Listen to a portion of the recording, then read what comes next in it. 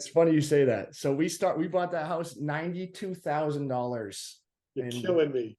yeah, 92K in I don't know if it was 2017 or 18.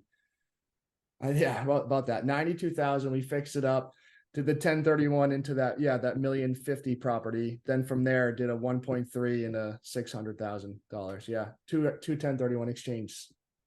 Not bad climbing up the ladder there. Yeah, you skipped a few rungs. Yeah. Yeah, we got lucky. We got lucky, that's for sure. Worked No, hard, but no. we got lucky.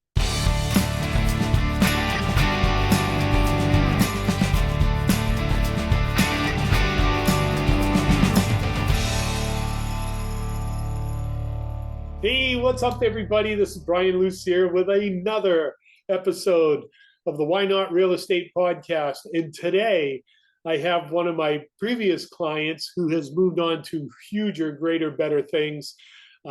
We've managed some properties for him. It was the first cottage park I'd ever managed, which I'm glad both of us are no longer involved with that. This young man is a pedigree of real estate heritage with his parents, his uncles. There's all kinds of people in his family involved with real estate. When I met this young man, it was no surprise that he owned all these properties, and he reached out to us to manage properties for him for a while. Now it's my pleasure to have here on the podcast with us today, Mr. Shane Donnelly. Welcome to the show, Shane. Thank you, Brian. I appreciate the opportunity to be here. And thank you for that intro. That was it's going to be hard to live up to that, but I appreciate it. Yeah, no problem at all. And I've known your folks for a while. I've known your uncle for a while. I've known their properties for a while. So yeah, I'm sure you grew up around the dinner table talking about rents and all this type of stuff, which is really good that you were exposed at such a young age. And I don't want to put you on the spot, but Shane, how old are you? I'm 32 years old, You're and you're killing me. absolutely right. So growing up, that was it. That's like really all I knew. My brother, we would always work for my dad in the apartments. So, I mean, you hit the nail on the head right there. Uh, But 32 years old. I feel a lot older though. well, you don't worry. Real estate's a long-term play, and when all of us are real old, you'll be sitting on a beach somewhere watching us work our butts off. So Yeah, I sure so hope so. I'm going to jump right in here. So tell me a little bit about your background. What are you doing now? And what did you do before you got into real estate? Yeah, absolutely. So I grew up in Fitchburg, Massachusetts. Went to school. I went up to UMass Amherst. Went to school with the intentions of actually going to medical school. That did not work out. But I was working in hospitals trying to get some clinical experience, and then I went to medical device sales. So I actually still do that as my full-time W-2 job. But I was always interested in real estate. And as you know, I ended up purchasing some along the way. While at my current job, I went back and got my MBA at Fitchburg State, but still doing real estate on the side. It's not really so much on the side anymore as it does take up a lot of time. And I also got my real estate license. So trying to stay busy. It's a pretty good start. I'm going to jump right in here. You've already answered the question, what were you doing before real estate? And you're still kind of doing that now. I've touched on a little bit about some of the influences you may have had with growing up, but I'm going to just ask you to kind of tell a little bit about that story. What influences did you have either growing up, the people who affected you, and you can kind of like name names and we'll tell people where the bodies are buried. Yeah, that works.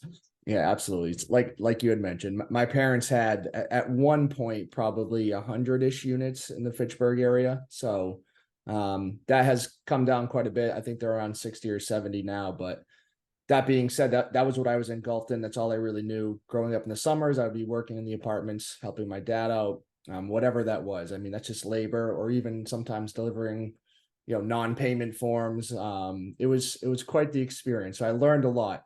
But even before that, my grandfather came over from Greece, and he was in real estate. So he had buildings in the Fitchburg area. So I grew up watching him and my grandmother also manage, as well as he was a real estate agent. So it's multi-generational. So I've had a lot of influences from passed down. And now, as you know, it's it's so easy to, there's so much access to education for real estate now. Like they did all this and just kind of learned on the fly. And now, I mean, what we're doing here with this podcast, I mean, you're a wealth of knowledge, but there's just so much more opportunity now for people to go access knowledge that they didn't have, but they were a huge influence on me. Wow. Another generational story. I look at my son and my dad. So my son's third generation. On my wife's side, my son is fourth generation. Wow. When Hanju was back in Seoul, her grandparents and great grandparents were buying up chunks of Seoul, Korea when it was farmland. Wow. It's Yeah, unbelievable. yeah. And you're absolutely right. The speed that things are moving now, what we're able to accomplish in a couple of minutes used to take a couple of months.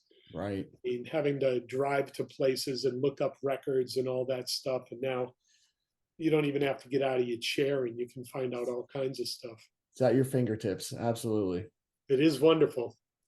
I'm going to keep it rolling here. So, if there were a time machine and you could go back in time, you're 32, killing me here. If you could go back in time and give yourself a bit of advice, or if there was somebody starting out today, what advice would you offer them as an investor? And if you want to answer both questions, that's fine. Yeah, it's a good point. I think about that question often, which is bizarre, but I think at first, right, you want to, I try to keep educating myself, but it's hard to take that first step, right? Like you kind of get a little bit nervous because you don't really know what you're doing. It's the unknown. And a lot of people, I see that happening now with, I think they call it analysis paralysis. I would say if I could go back, especially over the last couple of years, right, there were opportunities that I passed on that I'm like, wow, did I miss a really good deal because I thought maybe it was overpriced in 2018 or 2019, and now we look back and that property probably has tripled its value. So I would say that that's one thing I would change. I would try to buy more, and be less scared about taking that approach. And along with that is you always listen to like outside factors or outside people that may or may not even be involved, right? Everyone's a little bit scared about something they don't know, but when you're getting advice from someone that doesn't even do real estate, and then you're taking that and you're like, oh yeah, you're right, I won't buy that deal, and then you look back, it's like, wow, that was a huge missed opportunity. So I guess answering the second question part of that is I would tell people, like, don't be necessarily too afraid to take that first step, because that's how you learn, and you learn on the way, and you'll figure out as time goes on, is you may not know something, but you could find out someone that does know it. For example, you, Brian, I mean, when you took over my properties, like I said, you were a wealth of knowledge, and I've been engulfed in the real estate world for quite some time. Just picking up the phone call, being like, hey, I'm in this situation, how would you handle it? And it's like, boom, people like you are the reason that this actually can become easy, and you can learn along the way. And sometimes you take it on the chin, but that's how you grow. So I would say don't sit back and continue to analyze and not do anything. I think you want to take that take a jump, take a risk, and work through the punches. I want to unpack that a little bit. You said right off the bat to keep educating yourself and keep learning, and I'm such an advocate of that. You can see behind me, I got some of my books here. The rest of them are off camera that you can't see, but that's okay. And getting advice from, I say this to investors all the time, I would never get tax advice from my plumber. And I'd never want to get plumbing advice from my accountant. So, those networks, I mean, I started out wet behind the ears and green, and I found the landlord association. I found other types of associations out there. That's actually where I met your folks at Right. the landlord association.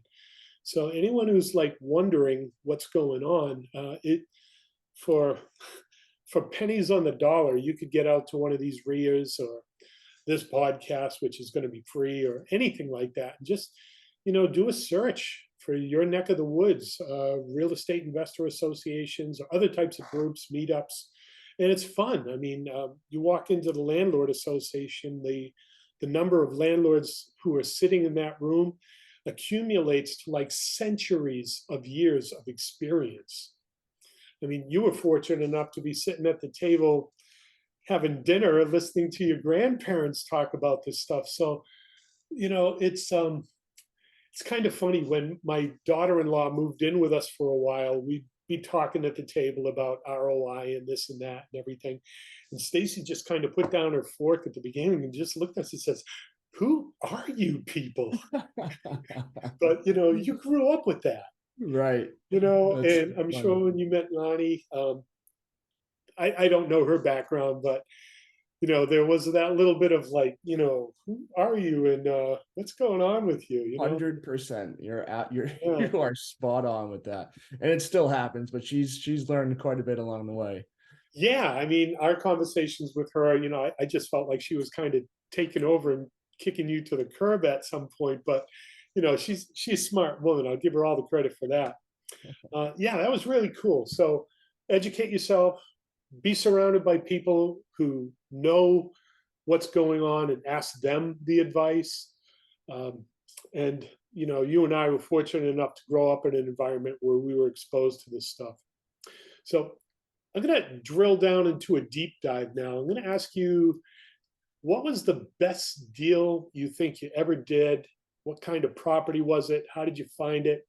And how did you finance it? Yeah, so you're gonna laugh at this one, but it's the one that you had just mentioned about those cabins. So that deal we found on the MLS. It was on for quite some time. And as you know, it was an interesting property. It had 12 cabins, call it. They're just essentially single standing studios with a bathroom. And then there's the basement. And then there are 42 storage units on the same exact property. How we financed it, we just got a commercial loan through a local bank. Just your typical 25. I think we actually put down 30% on that one. 30% down, financed 70% of it. And believe it or not, that was definitely the best property, the best deal we've had outside of the headaches while we were trying to operate it. So that is kind of interesting. You found it on the MLS. It was just like out there for a long time. You did traditional financing on it. Used a broker on that, or did you self-broker?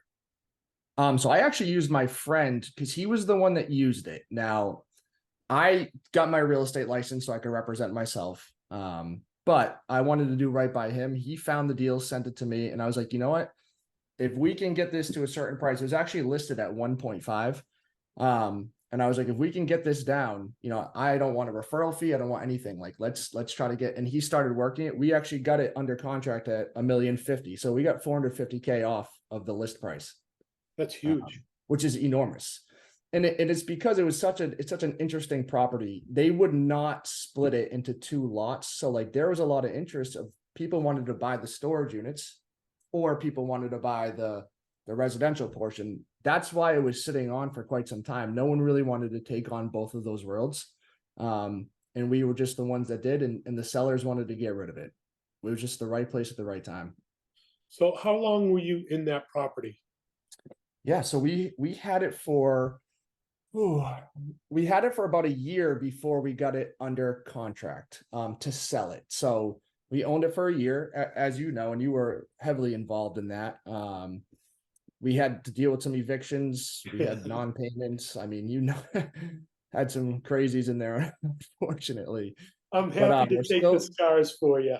yeah, it's a lot of good stories came out of it for sure. But because we run it, as we got people out and we renovated the units, we increased the rent on the storage units. We increased the rent. I mean, you had a heavy hand in that, increasing the rent on the cabins. That the price, what we could ask for on the back end went up significantly. So I threw out a couple texts because, like I said, it was making money, but it was also causing my hair to go gray at a pretty rapid rate. So I threw out a couple texts being like, hey, if you have anyone interested in buying this, and the first people that looked at it made an offer for 1.75. And that was about no more than a year later.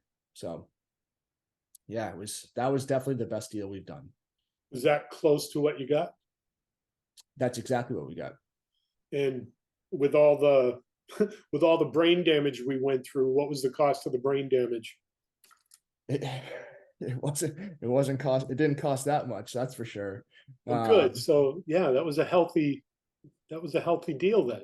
Yes, it was. And we almost, believe it or not, we actually, while we got that under, I actually did a 1031 exchange from a 3-family into that.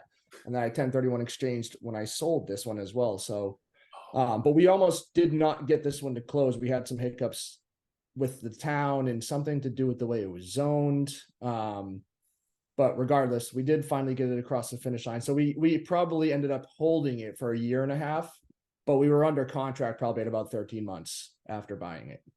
Nice. Very nice. And the property you sold to 1031, we manage it. You're absolutely right. You're absolutely right. Yep. Yeah. And Full circle. yeah, we jacked up the rents and made that one over there happy too. So what That's did you awesome. what type of property did you 1031 into? So I bought a 4-unit commercial building in Lunenburg, so the town over from Fitchburg, that we actually operate. Our office now operates out of there as well. So one of the units we are using to run the managing portion, as well as trying to build a real estate team. And then we bought a house down the Cape Cod to do short-term rentals. We had another deal lined up, and we did it, just couldn't, because you can do like up to 3 properties. There's a certain amount of, depending on the value of what it was. We almost had another deal of like 12 units, and we just couldn't get it across the finish line in time. And we were running out of time on that 45-day. Excuse me, we did identify it in the 45 days, but we weren't going to be able to close on it. So we ended up putting down a lot more towards the Cape and just buying that mortgage down. We bought a pretty nice house down the Cape, which demands, significant, it demands a lot of rent for the short term, because that's just a different world down there. Wow. So you did commercial 4-plex office space and short-term rental on the Cape. Exactly. I would trade that all day for the cottages. It's exactly right. Yes, the headaches are, oh my gosh. The commercial building is, everyone's working there, they work in the same building, rents on time every time. They never call for anything. Like they take care of issues. It's incredible. And Cape Cod is the same way. My wife she does interior design. She did an awesome job getting that ready to go. It looks great. And that has been, we got someone to rent it for like 7 or 8 weeks of the summer. So like right off the bat, we got the bulk of the summer rented, which was great. All right, I got to do the math there. What are you pulling a week on that one? So that one we pull in 11,000 a week at yeah, it's crazy. It's great. I didn't believe it. We had an agent down there that we've been heavily utilizing. It's a friend of a friend. And I just couldn't believe the numbers that they were getting for their house also in that town. It's in Osterville. But yeah, we're pulling 11K a week, which is much better than the cabins, that's for sure. For a long-term rental residential, that's around 6,500 a month. You're looking at maybe a 6-unit property. Exactly. With the long term, and that's only 7 weeks. Right. And then we have 3 other weeks rented, and then we're going to try to get someone in the off season. We would definitely give, an extreme discount just to get someone in there and help pay that mortgage. But we'll see what happens. We'll once the end of the year is approach, or the end of the summer season's approaching, we'll try to start getting someone in there. There's also a hospital in Hyannis, which is the town over. So we're going to think about maybe if we can get like a midterm rental, whether that's, I don't know, October to May, and just to get someone in there as well, because it's already fully furnished. Wow. That's a great property. Thank you. Yeah, we're really happy about it. And both like, of those are great properties. So I want to just clarify for our viewers here. So on the 1031, any money that's left over on the table, it's called boot, and you're going to pay taxes on the boot. So what you did, because you couldn't get the 12 unit to be part of the deal, you took the money and you paid down like a larger down payment. So you had a less mortgage in whatever the terms were you worked on that. That's exactly right. Just didn't want to get trying to minimize taxes as much as we can. I just didn't want to, take in the whatever a couple 100,000 and get taxed to death on that. So yeah, put it towards that and just buried it. Brought that mortgage down to a more easy mortgage to swallow as opposed to what it was going to be.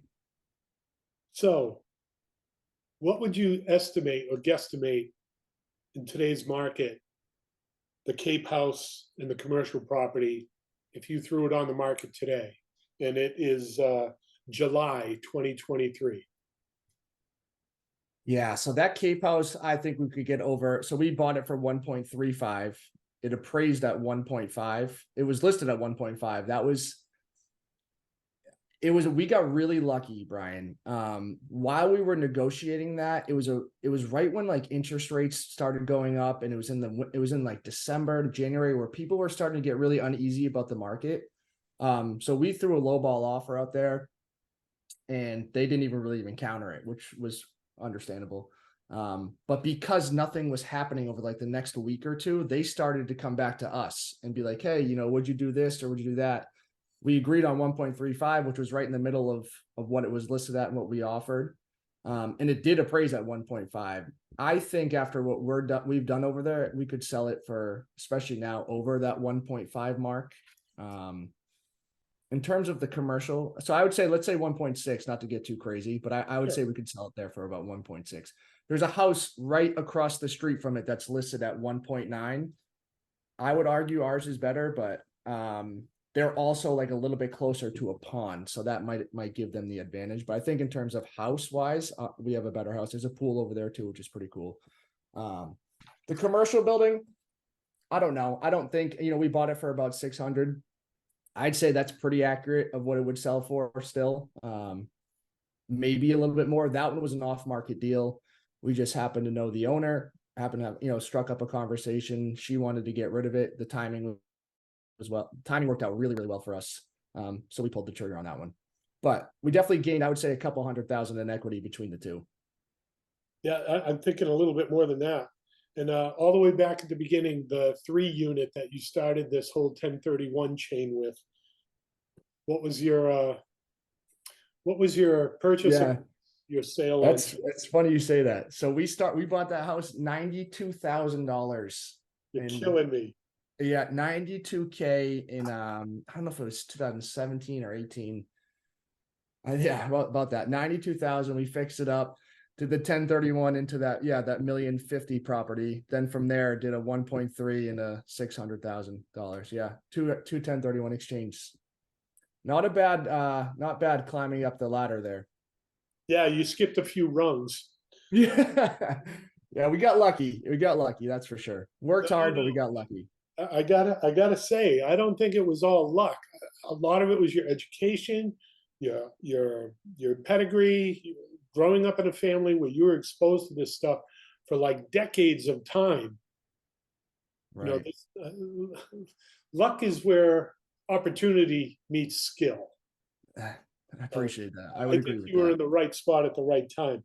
So just for our listeners here, brace yourself. You've probably already done this, and I know you're going to smile. All right, we got 2.2 starting from, I'll round it up and say it was 100K for that first property. Within a 5-year, you realized a value of 2.1 million. Yeah, it's crazy. Crazy to hear it out loud, but yes, yeah, very fortunate. That I got to do the math. I love this part of real estate.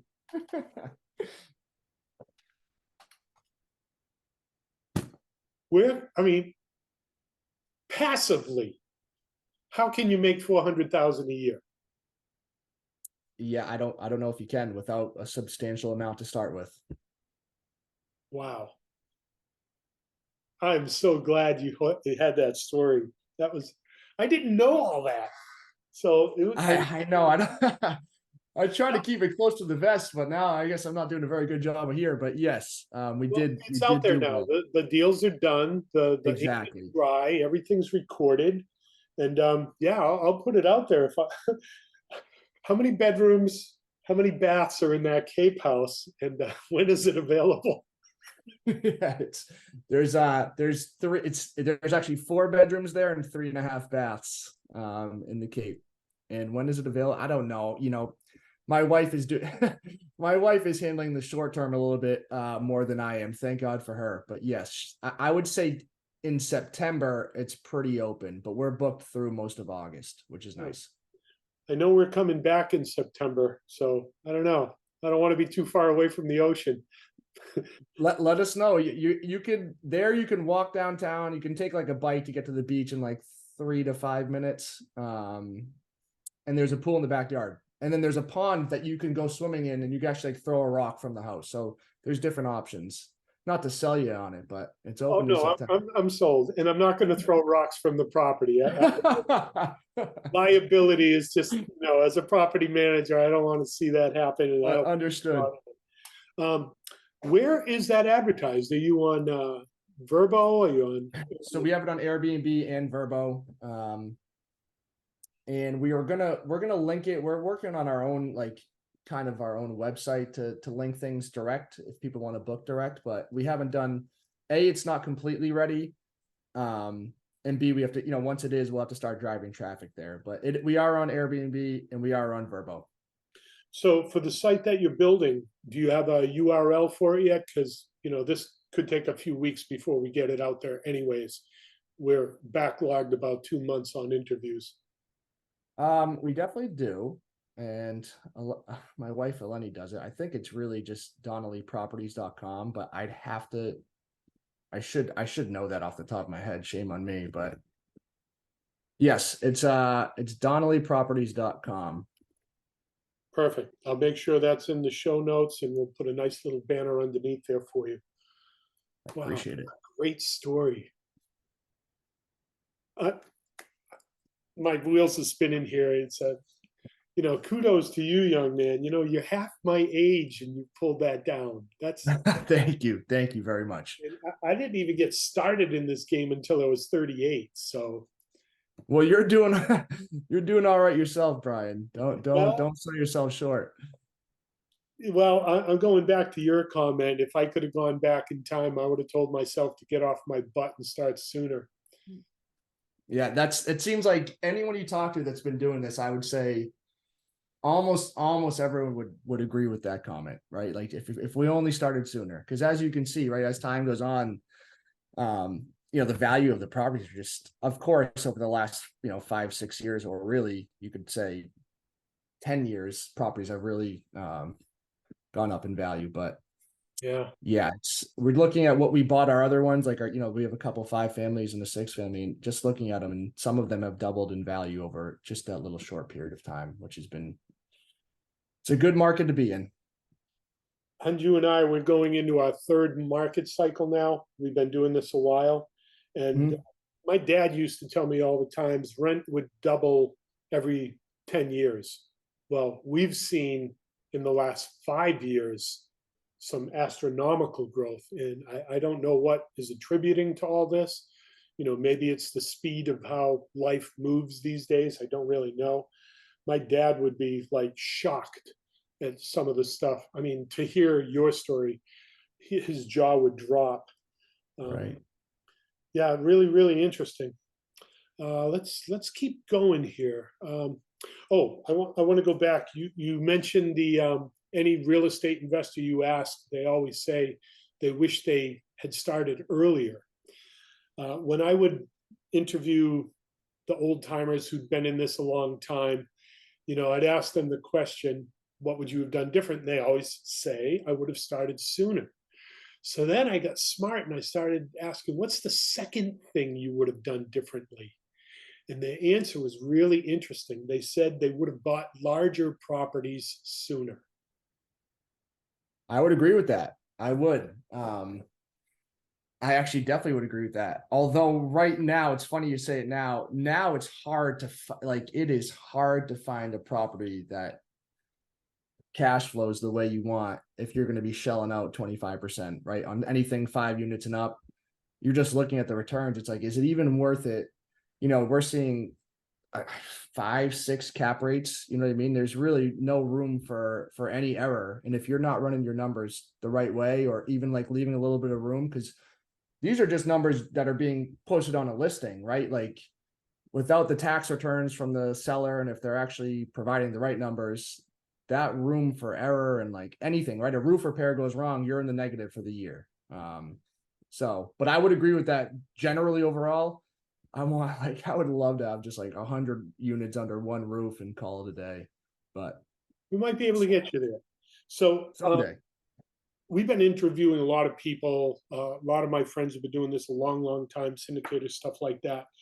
And quite a large number of the people I'm talking to have sold off properties. They've got plenty of gunpowder and they're just keeping it dry. And this is the story I'm hearing, right? Interest rates are crazy right now, right? So it's knocking people out of the game. Your margin for error, as you mentioned, is like paper thin. You can't make a mistake.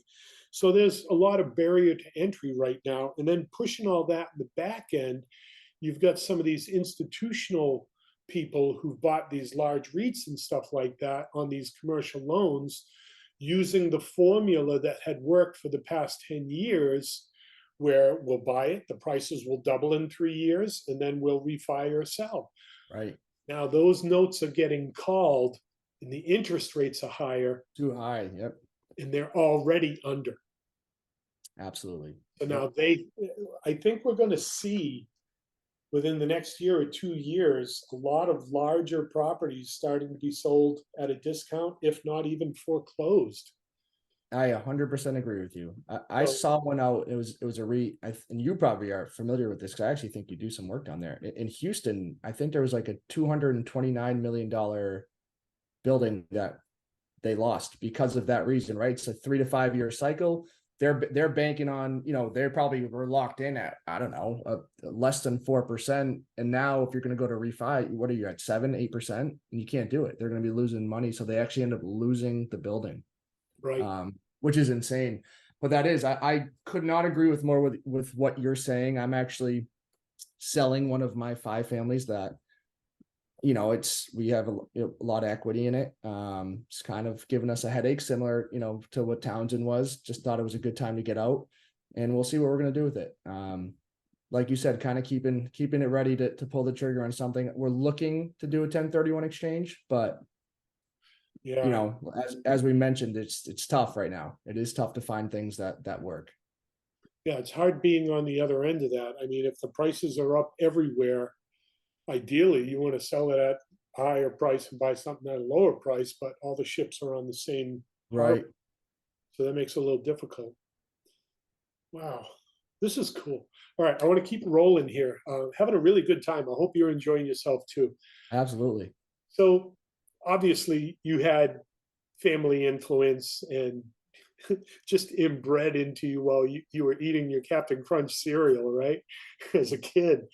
But I'm an avid reader. I love to read books on this stuff. One book leads to the next, to the next, to the next for me. So in your investing career, is there a boink?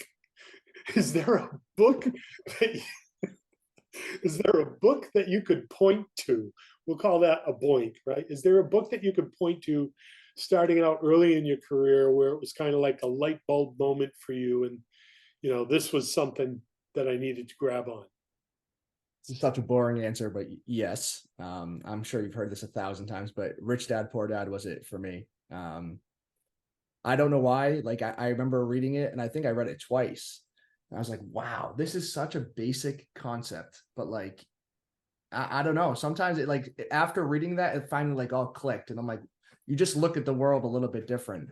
So Rich Dad Poor Dad for me would be the one that was like the launching pad, I guess you could say, of really getting interested in trying to make something happen. Tens of thousands of people have given that answer. I could imagine. Yeah. I mean, you listen to on Bigger Pockets, right? Like, I don't know, 7 out of 10 people, if they get asked a question about a book, that's the book. And I hate to be the same way, but it is. That's the one that really made its mark. Yeah, that book is critical because, you ask the average Joe Normal on the street, what's your greatest asset? And they're going to say, my house. And, Right. It's just not so. I mean, who calls it the asset is the bank, because That's they, exactly right. That's so exactly right. that book just changes the way you look at assets and liability. An asset puts money in your pocket. A liability takes money out of your pocket. Exactly. And Yep. once you drink that Kool-Aid, I can't remember, was it the blue pill or the red pill on the Matrix? I don't know either. I don't But, know, but I know the analogy you're going with. yeah, but once you take that pill, and it's like, wow, I'm paying for this. It's not really an asset. Right. And the whole concept of good debt, like paying a mortgage for a property that produces $2.1 million, 400,000 a year. Okay, that would be a good idea. Right. Yeah. It's Unless you had the money to spend, buying a boat probably would not be a good idea. exactly. That's exactly right. And I'm going to drill down there a little bit because this is important. My dad used to tell me, you've got three buckets, son. You've got your living expenses, you've got your toys, and you've got your investments. Mostly everybody pays for toys first. And then if they got anything left, they use it to pay their bills, and they never invest in themselves. Where if you flip that around and invest it in yourself first, the overflow from that bucket would give you enough to pay your living expenses and eventually pay for your toys. That's a really good way to put it. Very easy to understand, and that's so spot on. It really is. My dad used to tell me all the time, pay yourself first. I was like, what are you talking about? I get my paycheck.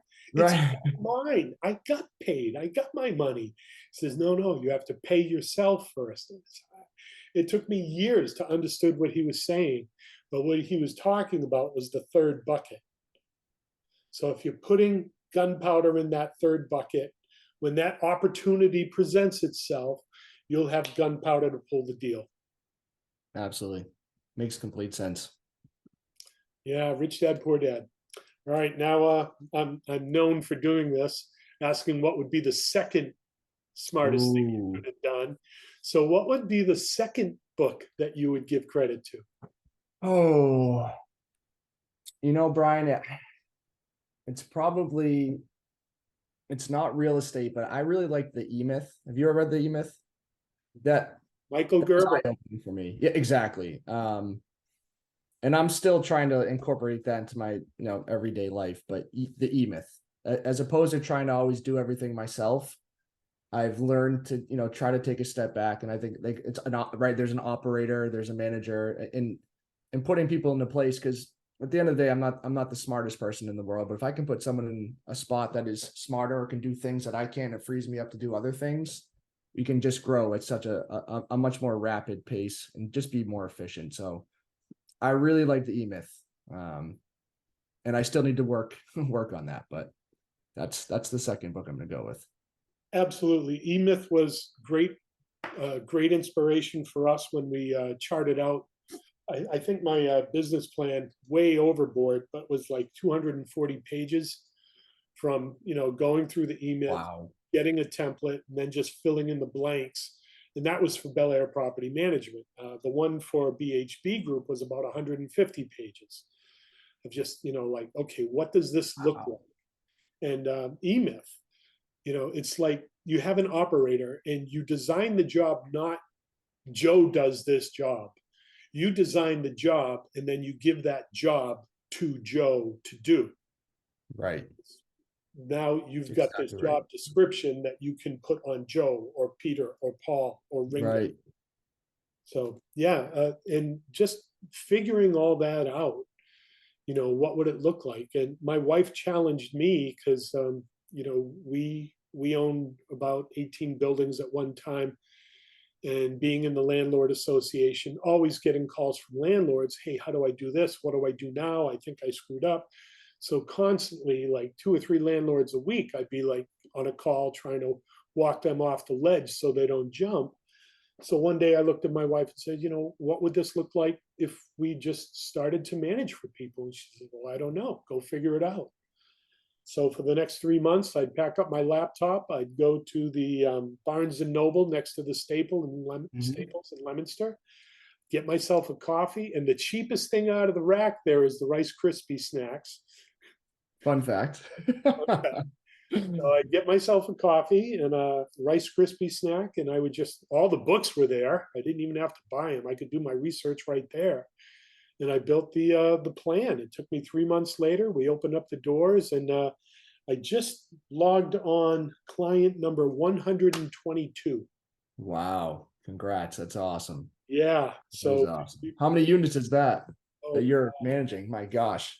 I have not done a recent tally, but I know it's well over 300 right now. It's probably in the Wow. 350 range. Good And for you. it's all operations. Right. Everybody's got the job. I think the hardest part of my job is keeping the team communicating with everyone. Right. But what we did is we built a chat channel on the iPhones. Everyone on the team, you've seen it. You've seen Cindy in the Right. office. Yeah. She chats, everyone on the team gets it. So maintenance, leasing, uh, management, admin, accounting, everybody knows what's going on right on the phone all the time. That's awesome. a free tip. If you're watching this video and you've got a team you're working with, Slack or group chat or something like that, really, really smart.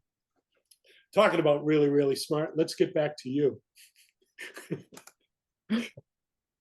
So, really great story here, Shane, but I want to roll it out. So, what's next for you, and why not get started today?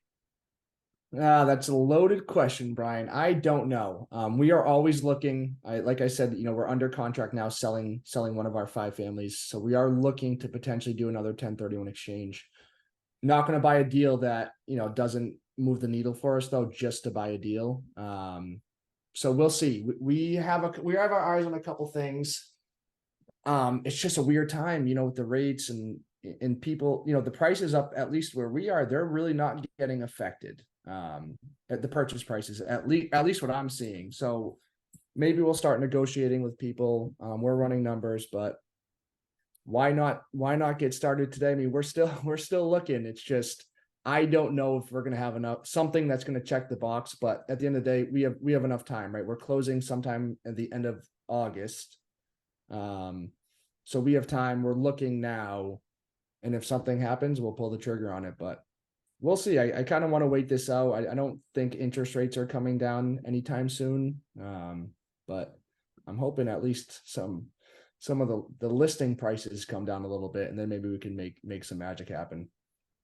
Well, I'll throw some stuff out there, and you can take it for what it's worth. If your 1031 exchange does not go through, you did mention you purchased a 4-unit commercial property. You've got your offices going in there. Your wife is an interior designer. Mm-hmm. You see where I'm going with this? Yes, that makes sense. We should. I don't know what your wife normally charges to renovate an office space. I'll let you read between the lines there. I'm picking up what you're putting down. Okay, good. So if you can't defer the taxes, then have the expenses to offset them.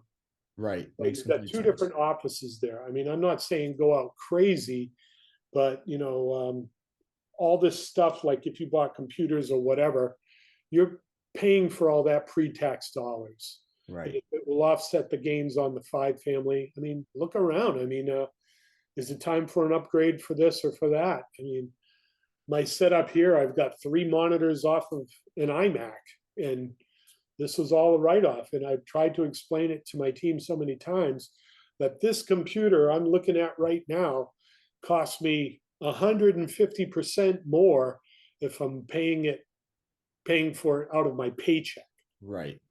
Where the other way around, I'm 100% deducting it from income that I would income from the right. Makes complete sense. Yep, Yeah, you're absolutely right.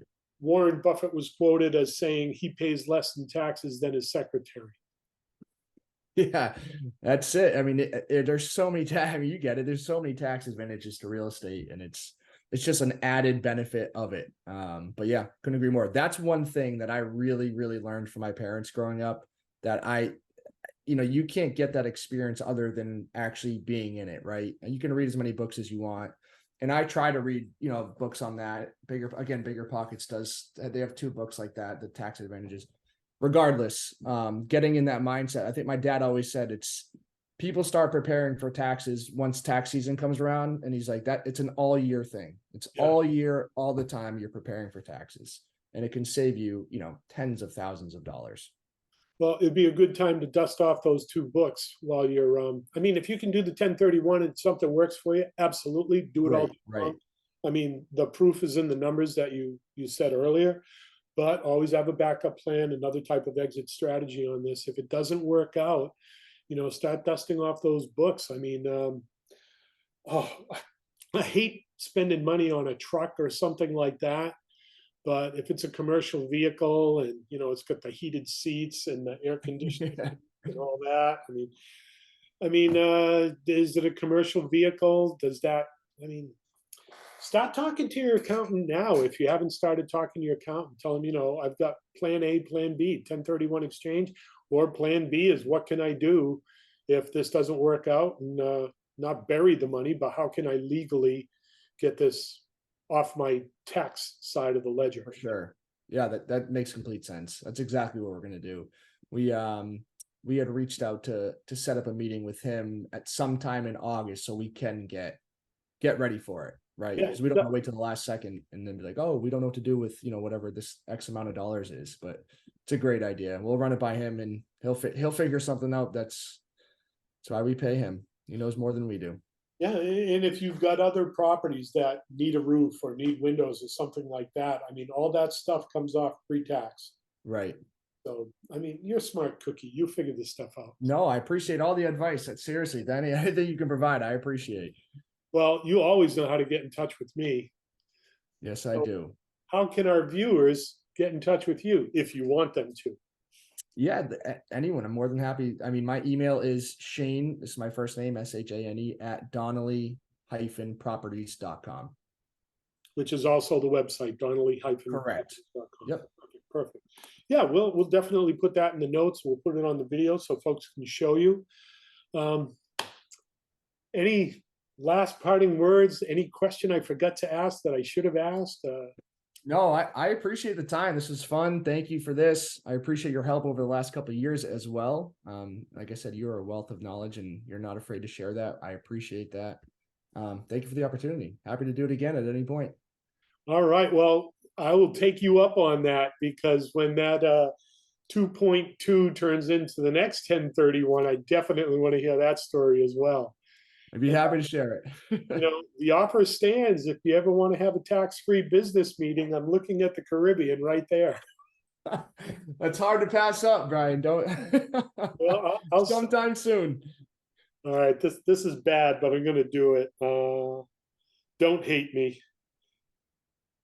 Just before our meeting, I sent one of our other investors another picture. So. Oh, wow. That's not a bad life right there. My goodness. Yeah. You're not coming back up, are you? What? You're not coming back up north, are you? Actually, in a couple of weeks, we're going back up, really? working with the team. I do love working on the operations. We just hired a new maintenance guy. We're actually going to be looking for someone to help Cindy out as well. Awesome. So we're growing. I've got those boxes that need to be filled with the next Peter, Joe, or Paul. Right. So good for you. That's awesome. Keep it rolling. Good for you. Absolutely, Shane. So I want to thank you again. Really enjoyed the story. I learned so much on this. I did not even know that story. So, you hear it like, oh, somebody did this and somebody did that, but, to actually know somebody who pulled it down, it's like, that's so inspiring. Even for me, old guy like me, I'm inspired by your story. So I want to thank you so much, Shane Donnelly of Shane Donnelly Properties, for being my guest here on the Why Not Real Estate podcast. Ladies and gentlemen, this is Brian Lucier and Mr. Shane Donnelly signing off. See you on the next one. Thanks, Brian. I appreciate it.